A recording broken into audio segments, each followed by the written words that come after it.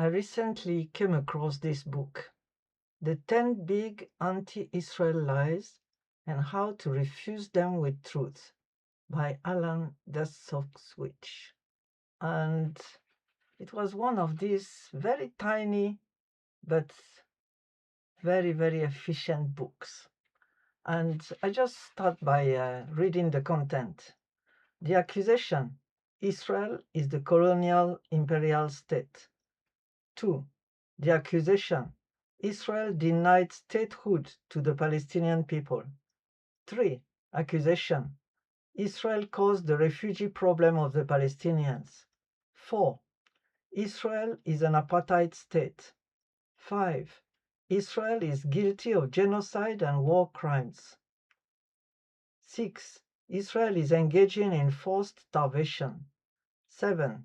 Israel engages in illegal occupation of Palestinian territory. 8.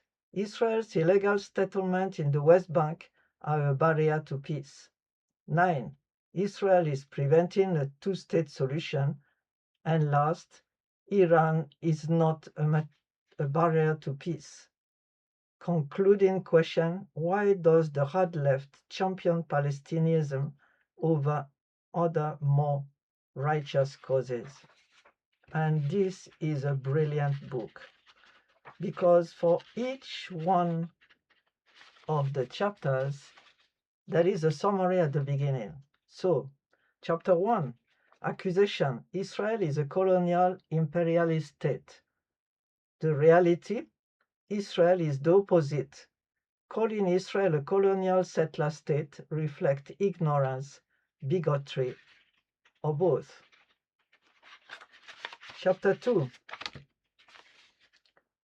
Israel denied statehood to the Palestinian people. The reality: Israel offered Palestinian statehood in 1937-38, 1947-48, 1967, 1993, 2000-2001, and 2007, and each time the Palestinian leadership refused. Chapter 3, Israel caused the refugee problem. The reality: Israel did not cause the refugee problem. The Arab leadership created it, maintained it, and exploited it for political gain. Chapter 4, Israel is an apartheid state. We heard a lot. Reality: Israel is not an apartheid state. To the contrary, it is the most ethically, religiously, and morally diverse, racially diverse, and democratic entity in the Middle East. Arab and Muslim citizens vote, have political parties, hold high office, and, with a few exceptions, have equal rights as their Jewish compatriots. Chapter 5, Israel is guilty of genocide and war crimes. The reality: Israel is not guilty of genocide, war crimes, or starvation. To the contrary, it has done more to protect the civilians of Gaza and Lebanon than any nation that has fought against terrorists who use their civilians as human shields to protect their combatants, as you can see in that picture. Chapter 6, Israel is engaging in forced starvation. The reality: there is no starvation in Gaza. To the contrary, Israel has done more to feed the civilians of Gaza than any nation while responding to the deadliest attack on Jews since the Holocaust. Chapter 7, Israel engages in illegal occupation of Palestinian territory. The reality: Israel's occupation of Palestinian territory is not unlawful. Chapter 8, Israel's illegal settlements in the West Bank. The reality: Israel's settlements in the West Bank are no barrier to peace. Chapter 9, Israel is preventing a two-state solution.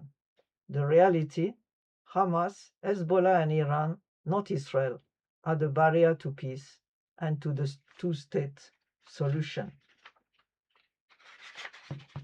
Chapter 10. Iran is not a barrier to peace. The reality, Iran is the main barrier to regional peace. And the conclusion is that many in Israel, including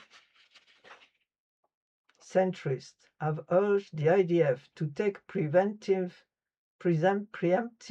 military steps to destroy Iran nuclear weapon program before it becomes operational. And the concluding question is answered by the following. Debate about the Middle East conflict is essential, especially on university campuses. But constructive debate requires objective truth, not biased lies. My hope is that this book will contribute to honest dialogue and compromise solutions that benefit all Israelis and all Palestinians and promote peace. A very, very interesting and easily read book for your library and for your enlightenment.